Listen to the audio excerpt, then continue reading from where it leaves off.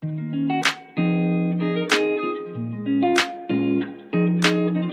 folks. Good morning, good evening, good afternoon, wherever you're joining us from. Uh, welcome to yet another session of Rise Up Radio. And today is a very, very special session. We have Nikhil Dey joining us today to share his leadership journey. Nikhil is going to introduce himself, just in a second. But let me give you a little bit of a flavor in terms of what he brings to the table and what he's going to share with us today. So Nikhil is the executive director at Ad Factors PR and also the founder of Soul to Soul Coaching. So you see how special it is. He comes with almost 3 decades of professional and leadership experience in the PR industry. And I'm sure we're going to learn a lot from his experiences and his stories and anecdotes of working such a long time in the professional services industries. So, Nikhil, thank you so much for joining in and welcome to this episode of Rise Up Radio. Thank you, Ashish. Absolute pleasure to be here. And I'm looking forward to, I guess, a walk down memory lane as well as maybe learning something new. Well, yeah, that's the core idea, right? So, let's dive straight into it, Nikhil. Right? You said walk down the memory lane, right? And that's what we're gonna do. Before we begin, can you please tell our audience a little bit about your journey and your career a bit? But yeah, happy to, Ashish. So I call myself a weekday communicator and a weekend coach. Currently, these are the two hats that I wear. And to get to this point, my journey began.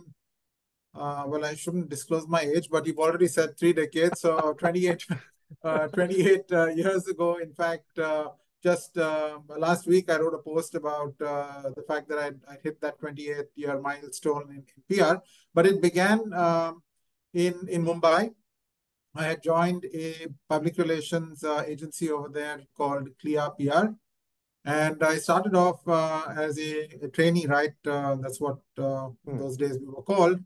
And I really didn't have too much clue about what the PR industry was. I had done my MBA and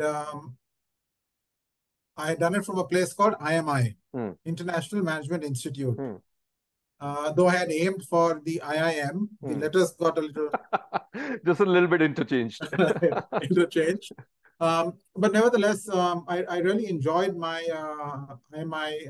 journey. And that's where I, for the first time, got exposed to the world of PR. Started with a course which was called Written and Oral Communication, which was run by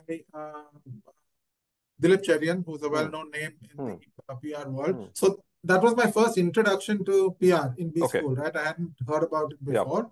And then, of course, we had a classical advertising course and a marketing course, and I really enjoyed those courses. So when I was graduating and looking to get into this world, I took a pretty pragmatic approach to it. I said, I'd rather be a big fish in a small pond than a small fish in a big pond. Makes sense. And so the PR industry at that time was a really nascent in its growth and evolution in India and was not attracting MBAs. So the fact that I chose to throw my hat into that ring, I think was a prudent decision in that sense, like a blue ocean strategy. But more than that, I think what worked was that I just loved the work. Right. So I still do. I still enjoy public relations and agency life, which is why I continue to be. For 3 decades, you're still in the industry. You must be enjoying it for sure. Absolutely. But I think one of the things that has worked is that I have forever sort of expanded or pushed the envelope of what PR is or could be to include now even my whole coaching avatar and how I bring that to bear in the coaching world. But that's the journey of finding newness and sameness. Right. I've had not that many shifts. My first job was for about 6 years at this particular agency, but I grew from trainee to heading our Delhi office in that Okay. span, Got it. which was a pretty short Very, span very of big time. rise. Yeah, correct. And therefore, I was thrust into a leadership position at a fairly young age. And I then moved from that agency to back to Bombay as the Vice President Corporate Communications at Fiat India. Okay. With literally 6.5 years experience under my belt. And obviously, I think that was also a very interesting leadership lesson, because I didn't know that it was not possible for somebody with 6 odd years to be given a vice president Vice president's role. And because I didn't know, it's like the bumblebee doesn't know it can't fly, and therefore Correct. it flies. So I didn't know that it wasn't possible. I asked for something that I got. So so I think that would have been one of my early leadership lessons, that the first thing is that you have to believe it's possible. You have to have the courage to ask, right? And that has been, I think, a very important lesson that I keep holding on to, saying that, look, if I don't ask, I'm not going to get. And that's for sure. And I have to first believe that I can deserve it. Correct. I'm able to do it, and that internal self-belief has to be very strong. Interesting. Yeah. So I don't know if I answered your question, no, but that's where it began. You have. So let's go back to the initial years, right? Let's talk about, so since Rise Up Radio is all about managers and leaders, right? Yes. We would love to hear your journey of people management, right? Let's go back to the very first time when you started managing a team, right? Okay. How was that experience? How did that come about? And I'm sure it must have been very early in your career, because you grew very fast, right? Yes. And must have entailed a lot of mistakes and a lot of experiences of trying to manage different people as well, and maybe some of them might have been your peers as well at that time, right? Yeah. How did that go about? How did your managerial style come across at that particular point of time? You're spot on, Ashish. In fact, we talked about a trip down memory lane. The incident that comes back to mind is literally, I had just about completed a year. I was less than a year old in the PR world. So I was still in my trainee status. My designation was still management trainee. And by then, after having gone through the initial induction orientation and all of that, we had deployed onto clients. So I was put onto 2 clients that I started working on. One was Smirnoff, the vodka brand, which was then part of a company called IDV. And the other one was a company called Bright, which was into the plastics business. So one was a very, very cool client to work on, right? Lots of fun and excitement, action at the pubs. And then the other one was this quote unquote bucket wala that had reinvented itself, because it started making buckets and then had gone into high-end precision plastics. And our job was to reposition them. So these were the first 2 clients that I started working on. And I was just learning the tradecraft of PR, what it is, what it isn't. And the sort of head of our business, the boss, there were a bunch of us trainees and kids. I had luckily made friends with, and I was seen as somebody who was doing a great job. She called me one day and said, "Hey, Nikhil, I'm going to quit on Monday. And we have this big event coming up. And you're going to be left handling this event without anybody. The bosses will get to know next week. So I'm just giving you a heads up. Don't panic. You can do it." Okay. So baptism with fire. So this lady, who's still a friend of mine, anyhow, she quit and went. Luckily, I handled that event, and I handled it really well.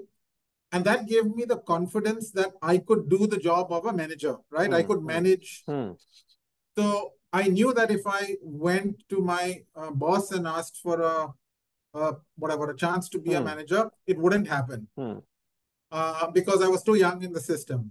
But I had earned the trust of my client. So I went to my client and I told my client that, look, they're going to be looking for a replacement for this lady who quit. You've seen what a kick-ass job I've done for you. Endorse me. If you go and ask my boss to Yeah. allow me to be the lead on this business, I think it will work, and I will be ever grateful to you, and I will work like mad. And that's how I got my first promotion, right? Because the client asked Yeah. my organization to give it to me. But that's what happened then, Ashish. As a result, I got elevated, and many of my peers were suddenly, in a way, being asked to report to me. Became your team members, yeah. Right? And that never goes down well. It's never easy. It's tough both ways for the new leader as well as for the people who have to follow. Totally. But I think what I remember of that was honest conversations. So I just sat down with these other 2 or 3 trainees who were there, and I said, look, for the last year, we've all been in the same boat. I'm lucky that I have got where I have. I have nothing that I'm trying to prove against you, for you. So if we work together, we'll all grow. But if you're going to make this a big deal, then we are going to have a problem, because I'm not letting go of my promotion. Right. And that honest conversation, I think, was a building block for us to find space. Interesting. So with that, I think, set the tone for my leadership style, because I have never bossed people around, even though I've been their boss. That's just been, I think, the way it's evolved. And I think that first sort of phase probably is where those foundations were set around. This worked, right? So this formula worked, so I've kept going with it. Was it inspired by somebody? Did you see somebody around you take this similar approach? Or how did you come about this formula? Or was it naturally, available for you? I would think it is in me, and I think some of these things are foundational. I think as a child, early influences. I'm not read enough to say this with surety, but whatever little reading I've done is saying that at a particular age, our persona gets crafted. For sure. And that's a pretty young age.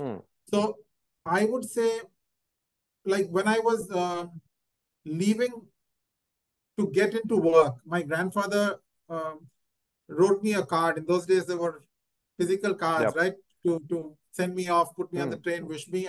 And he had written there, dearest Nikhil, whatever you may become in life, always remember to be kind and be a gentleman. Okay.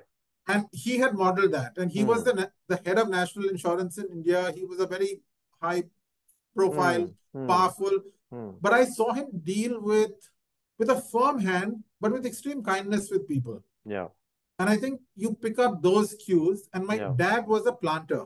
Is a planter, and now runs a wonderful homestay in Kerala. And his hospitality is something that is not cultivated.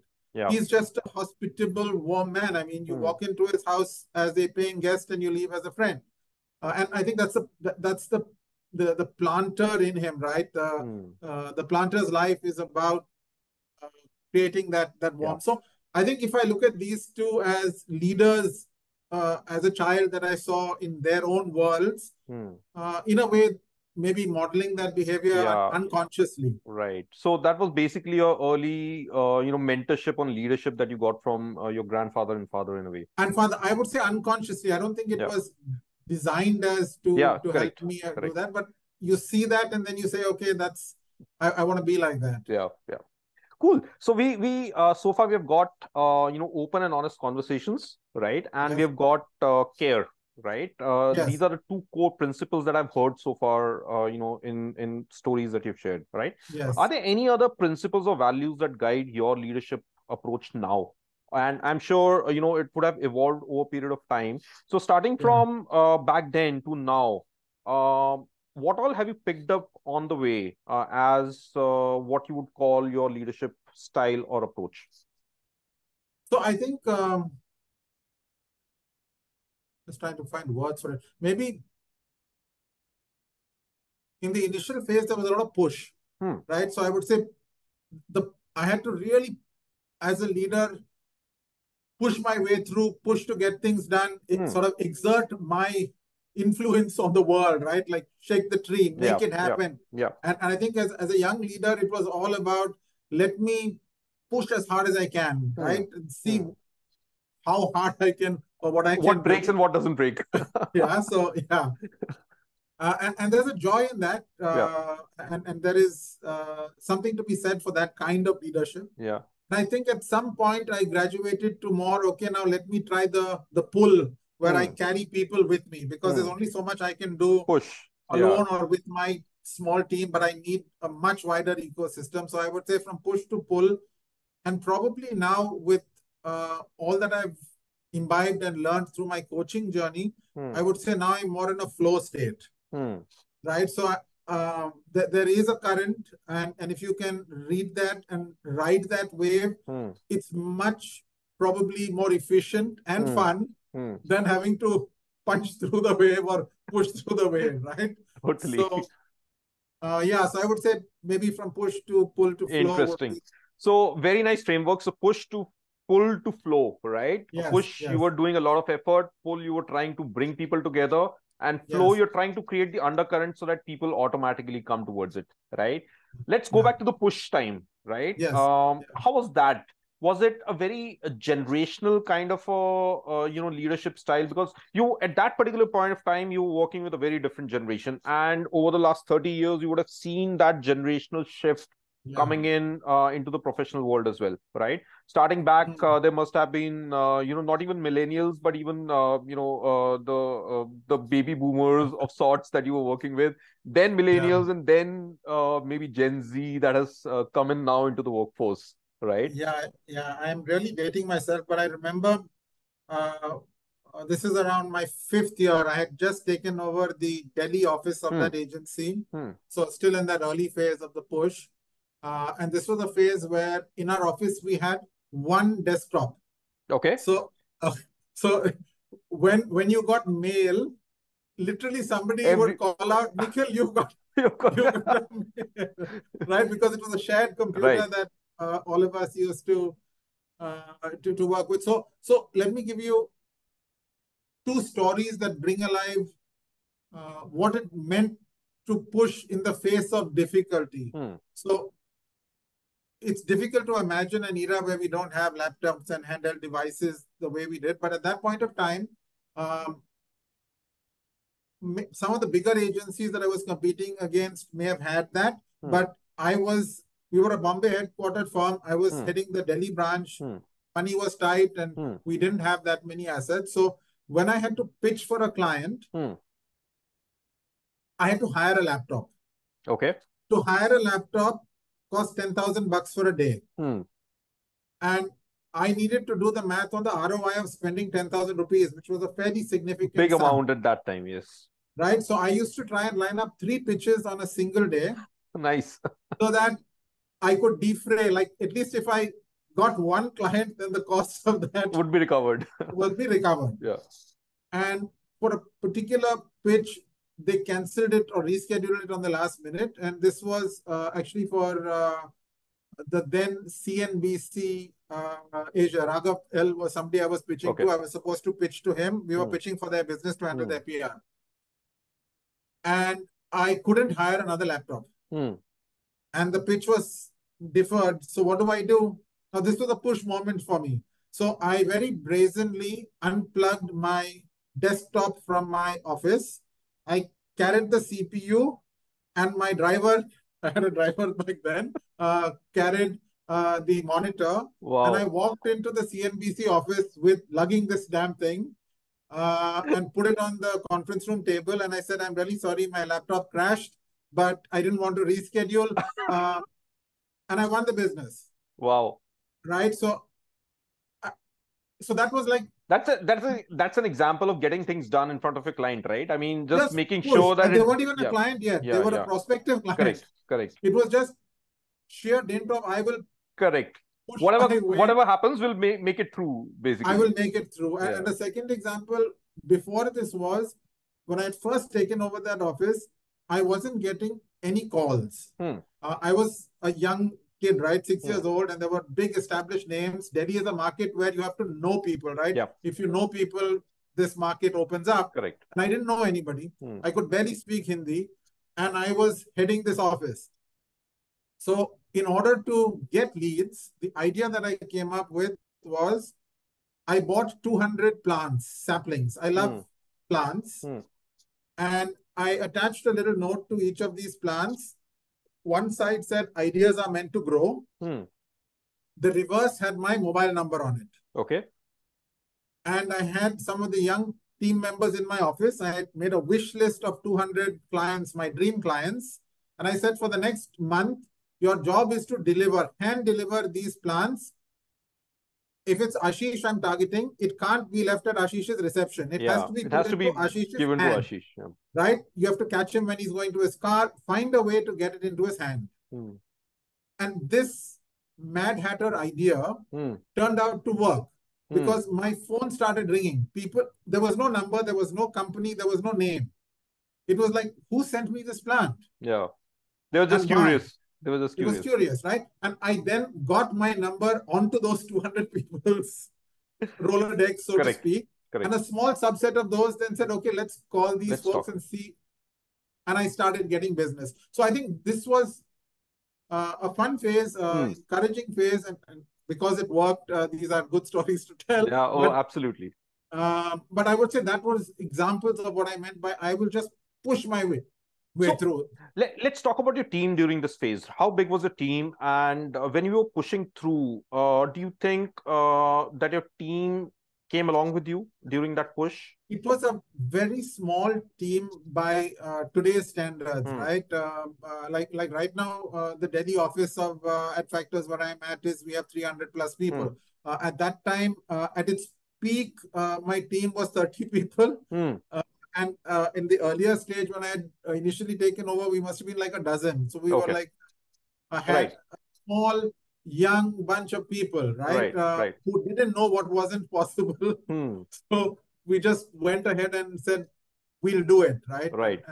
It was a very startup, young, energetic bunch. So I had no problem carrying those people. The ones who were there when I came as this young leader and took over, there were some senior folks thought that the organization had, how could they make this young guy the leader? Because I was made head of people who maybe had double the experience of me. One or two of them left. And that was okay. Because the philosophy is either you're on the bus or you're off the bus, but get out of the get out of the way if you're not. If you're with me, then yeah, and that's another interesting leadership because if I cut to, after that I did my stint in Bombay as head of comms and then I came back to Delhi as an agency head for another firm. Over there, I faced a lot of resistance from leaders who did not initially accept me as, so there was passive resistance. You were still in the push phase of your leadership style then, or were you trying to move to pull or were moving? I would say when I first landed, I was still in the push phase because this was maybe the arrogance of youth or the... it happens. Yeah. Because that had something work for you, right? So you were trying a similar approach in a new environment probably. Yeah. It did, yes. Yeah. So I think I would still say I was in push, but the point that did work over there was honest conversations. I remember I had called a team meeting of the leaders who were reporting into me.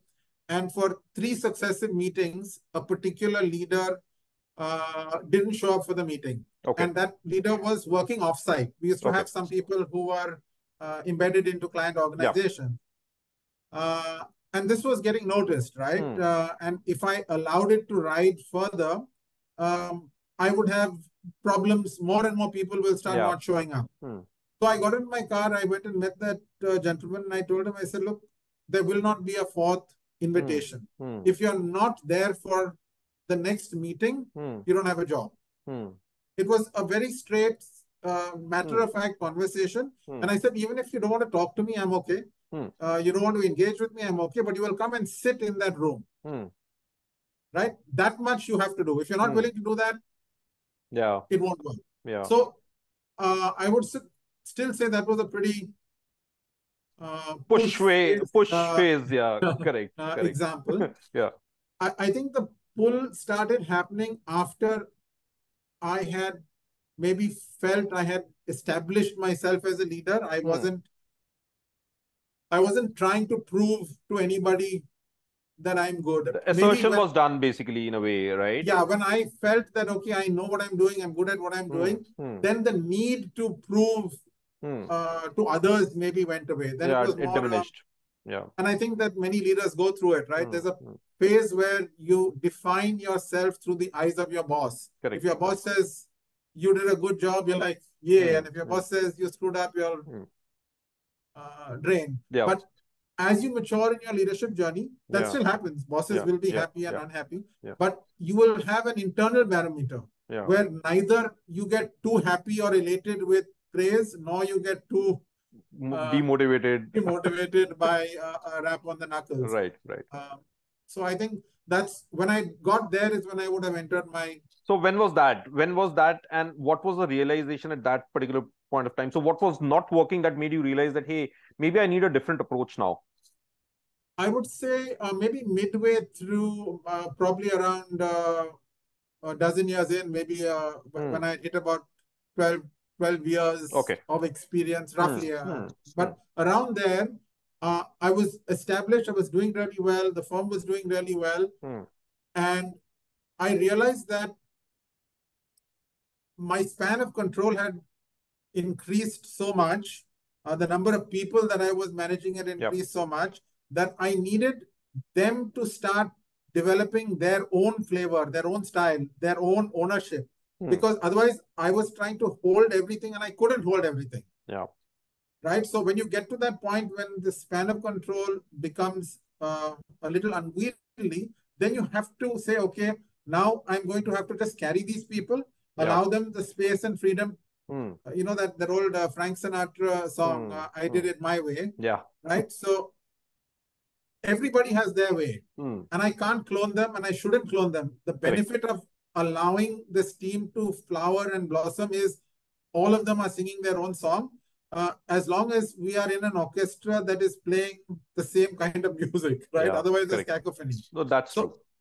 So my job then is to assemble the right orchestra, to bring the right players together, and not try and say that I know how to play better than you. Right. Each one of you are masters of your instruments. Correct. But I play the orchestra. Yeah. Cool. Let me ask a very hard question, Nikhil. Right. Yeah. Have there been any mistakes that you regret having made of when you're working with your teams primarily, right? Or any situations where you think that you could have handled this differently? Oh, many. But two come to mind immediately. One would be a very difficult thing as a leader. When something's not working, call it out and call it out quickly. I, for the longest time, used to dilly-dally. My niceness, care, kindness was misplaced. Because when you find it's not working, as a leader, it's your job or it's my job to address it and fix it. I have to call it out. And not being the nice leader is actually the right thing to do that, because your niceness is not helping anybody, not helping company, not helping the person. Even the team members that are involved, yeah, correct. Yes, so it's absolutely unhelpful. Correct. So I wish I had understood that earlier on, because I typically don't enjoy conflict, right? My style is consultative, conciliatory, collaborative. And I think this was a very big learning, that in my head, conflict was bad. Yeah. But it took me working with a coach and many interventions to reframe that very often fantastic stuff comes out of conflict. True. Right? A healthy butting of heads can unleash creativity or can solve a problem. Correct. But putting things under the carpet doesn't solve them. Yeah. So I now rush into conflict rather than rush away from it. Okay. Because I still don't enjoy it. but I'm willing to confront what needs to be You've learned confronted. how to manage it at least and come out of it better out of that situation. Yes. Yeah. Yes. Because my fundamental belief is now the conflict is for good. Yeah. Yeah. So I've reframed that, but that would be one big learning. The second would be difficult conversations, and typically to do with when you have to let somebody go. Yeah. One of the toughest things a One of the leader has toughest to things do. that a leader has to do. Yeah. Right? It is painful. Yeah. And learning how to do that with empathy and with courage is another thing which I've had to over the years. And I would say if anybody is confronted with this, my lessons to self are do it fast and do it honestly.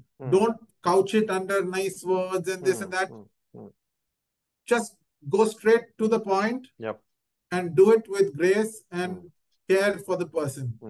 And it's not necessarily about underperformance or not performing. Oftentimes in today's world, it's just a redundancy, right? The business is going through a difficult period. I can't afford you anymore. Ashish, I'm really sorry, but this is the end of the road for us. Yeah. Can I do that in 30 seconds rather than take 3 months 30 and minutes 3 hours? or, yeah, correct. Yes. True. Very difficult to do, but I think that would be a prescription I would offer anybody who's confronted with this.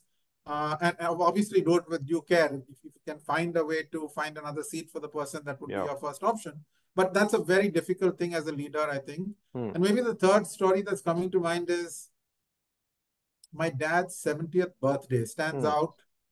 Dad is 77 right now, so it's a 7-year-old lesson. We had a company offsite plan, leadership team meeting. This is in a previous organization. And the date of that offsite changed. It was on a weekend. And it clashed with my dad's 70th birthday. Wow. Okay. Now this is my team, and I love work, and I love my team very much. How can this happen without me?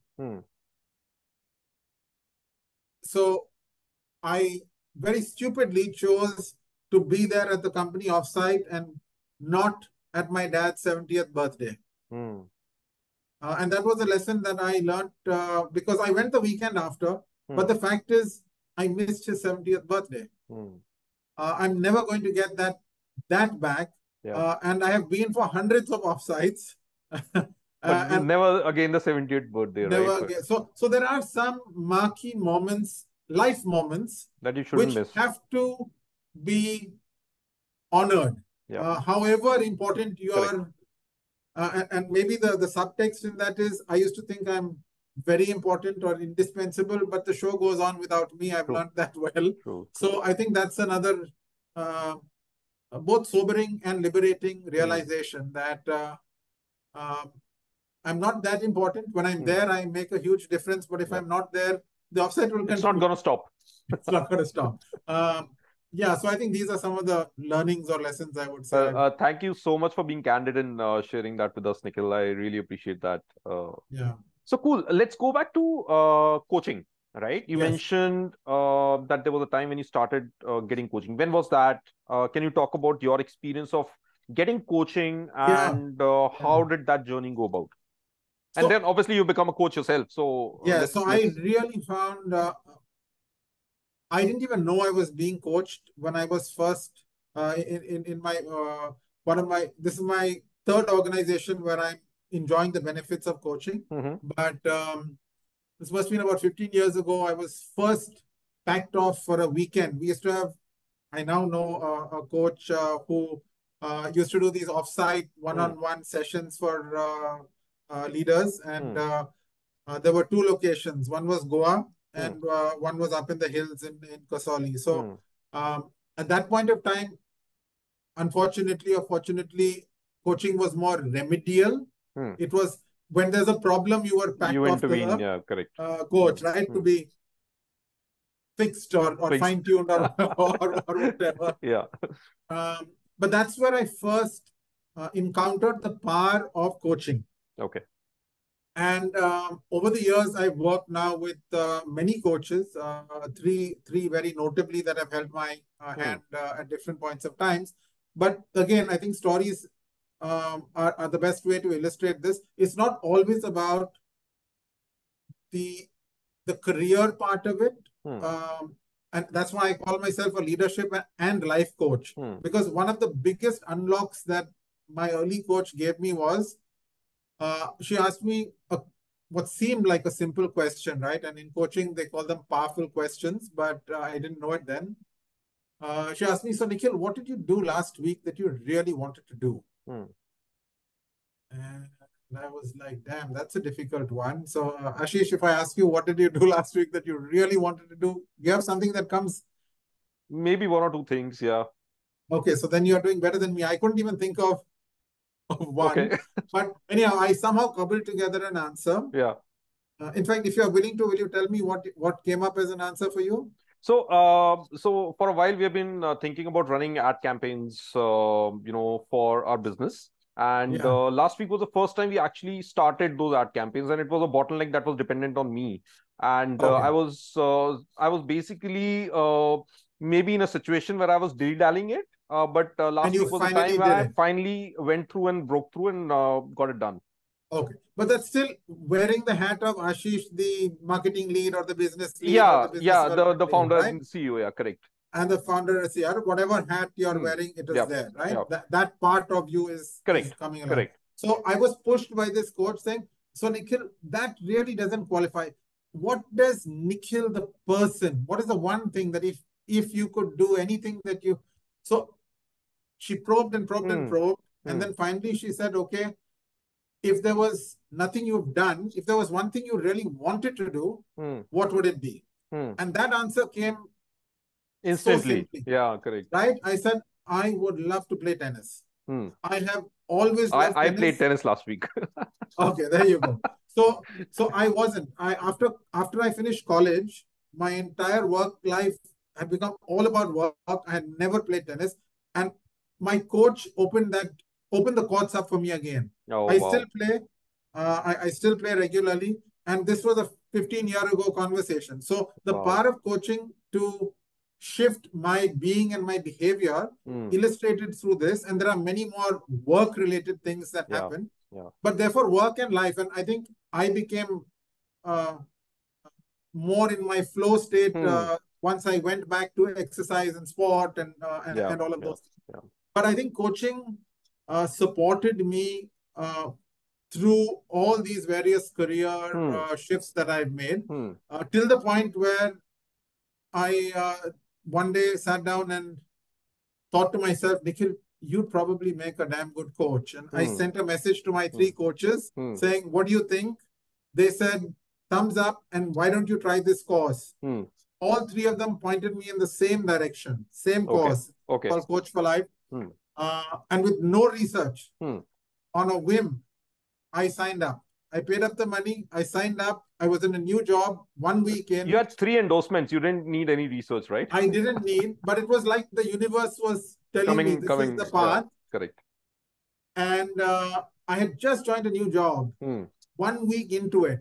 And I asked them if I could go on a 2-week break to do this course, which was not classical. Yeah, correct. New joinee correct. move. But they were very supportive.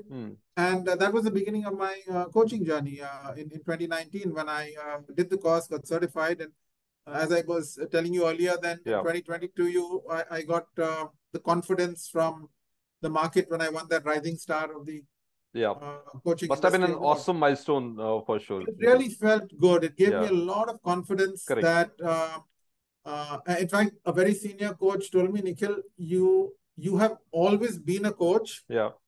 Your entire work life. You've got the certificate now. People. You now have a certificate to show for it. Yourself. Yeah. Correct. So awesome. So how many coaches have you worked with, Nikhil? Let's talk about that a bit. Well, right now, as I said, I'm a weekday communicator and weekend coach. So my hours to devote to coaching are only Saturday, Sunday. Right. So what I've done is I've capped it at 15 that I can work with at a time. But overall, I'm approaching the 500 hours of coaching delivered number. Got it. I'm in the 400s right now. So I'm coming up to 500 hours of coaching. um, Awesome. So yeah. let me ask you a question then, right? Let's say you're coaching a new manager. They've Yes. just started their people management career, to say, right? Yes. What kind of advice or guidance would you give them at that particular point of time to build their leadership profile, right? So that's the core. I mean, you're not looking for the people management profile, but let's say 10 years down the line and you want to start working now. So I'm so glad you asked that, because it gives me a chance to probably air one of the most crucial differences between coaching, mentoring, and training. Yep. Because you use the word, what advice Advice. or Yep. guidance would you give them, Mm, right? mm.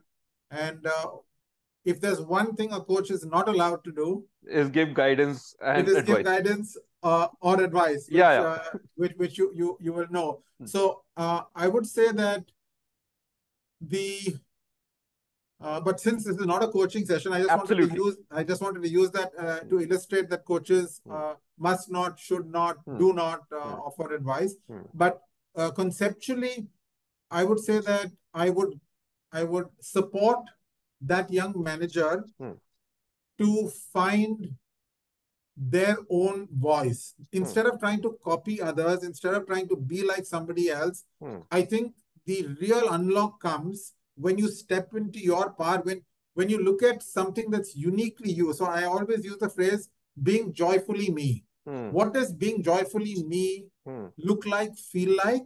mm, And there are various prompts to help a person get there. But mm. a simple question would be, so hey, Ashish, in the last month, can you tell me two instances that when you were doing that thing that you were doing, it was like your best day at work ever, or your best hour at work ever? Mm, mm. So I'm looking for the person to see where they naturally shine. Yeah. Okay. Right? So there will be things that they were doing Mm. or ways that they were being where they were flying, Yeah. right? They were at their best. Mm, Helping them see that mm, and build on that, I mm. think, is what would be the biggest value add. Yeah. Okay. Because there are hundreds of others trying to fix what's not working. Ye theek nahi hai. Correct. You are not a good, you're not good at Excel. You must Mm, learn Excel mm, better, mm, right? mm, Now, sure, you must. I'm not saying that you mm, shouldn't, mm. but that's possibly never going to be your game. You may need Correct. to get to a base proficiency in it so that, Correct. but if by now you haven't figured that out, 10 more classes is not going to You might make you not. dance Yeah. Correct. Correct. in that, Yeah. right? So the old adage of you can't teach a fish how to climb a tree or That's a true. monkey to Yeah. swim. Yeah. Now, taking that into a work context, people are forever being told by their bosses what they didn't do right. Mm, And if you can flip that mm, and catch people doing stuff right and saying, hey, Ashish, in the way you facilitated this session, mm, I really loved the rapport you built before you began. mm, Because you put me at ease mm, and you helped me tell stories that I possibly would never have told. mm. So clearly, you have a knack at getting people comfortable. Okay. Right? Mm. And I really think that's what's worked here, and do more of that, Ashish. I'll do. Thank you so Rather much. than, yeah, rather than point out two technical points which could make you better, hypothetically, let's say, Ashish, if you're doing a podcast, sound quality is the most important. Mm, mm. And I'm not sure you have the best audio setup, right? Right. You should do that. That's not going to help Correct. you. You know that as much. Correct. And if you want to do that, you'll do that. Correct. So this is the difference. Most managers are looking to fix problems, or leaders are looking to fix problems in their people they are managing. And since you asked me this question in the context of people, I differentiate between managing projects and managing people. Mm-hmm. When you're managing people, you have to look for their strengths. Correct. And build on that. Build on them. Yeah. But when you're managing a project, you must look for the weakest link in that project chain and address that. Yeah. So very well put. I think that's a wonderful differentiation there, Nikhil. Yeah. And people management have to have different approaches. Correct. Oh, absolutely. Awesome. Well, great. I love this discussion. We're just coming towards the end of our conversation, Nikhil. I have a few rapid fire questions for you, and Okay. a few of them might be simple, but few of them might be tricky, right? Okay. So, and I want you to answer all of them. Okay. So cool. Okay. Let's go one by one. So, what is the one thing that you always look for someone when you're hiring them in your team? Oh, that's easy. I always say of all the abilities, the one I value the most is dependability. I Okay. will take dependability over brilliance any day. I need to know that I can count on a person when I need them rather than have this faulty shower, right? Some days they're brilliant, some days they're no Yeah. water. So Yeah. they should do what they say they would do in a way. Yes. So yeah, do what you say what you do. Yeah. I need to know I can count on you. Awesome. And what's one deal breaker for you? Lies. If Lies. if if I catch a team member, an interviewee, somebody who's fudged the tiniest piece of data on their Hmm. CV, a white lie. I'm not well today. I can't come in, boss. And Hmm. I see you at the movies. Your job is gone. I'm perfectly okay if you Hmm. call me and say, I want to go for a movie today. Can I take half day off? Yep. And I Yep. say, as long as your clients don't call me, go It's for it. okay. Yeah. But yeah, but lie, yeah, any form of lying is a deal breaker. Awesome. You still play tennis. What else do you do in your spare time? Oh, love trees. So I go in search of trees every weekend. I take my doggy and my wife has now joined me for the last few years. So we go on a weekend walk exploring Wow. all the beautiful forests and parks of So which Delhi. one was the last one that you Well, visited? favorites have become Sanjayvan and Sundar Nursery. Sundar Nursery. Okay. Right, these are two because they both allow dogs, but there Right. are many, many others Right. that we have explored Hmm. and we keep re-exploring. And we do this wherever we go, Hmm. in every city, country. We Interesting. always look for the green patch. Very Where are the nice. trees? Very nice. Yeah, these are hobbies, and I'm a keen angler. Hmm. So I do a once a year boys fishing trip with my dad and my mother-in-law and my son. Nice. Where do you go for that? Mostly to the Nilgiris Okay. because I studied there and grew up over there. Right. But it's becoming tougher and tougher to find places to fish. Hmm. So I'm always on the lookout for new spots. Awesome. Cool. Next one. Which one book or two books would you recommend budding leaders as a must read?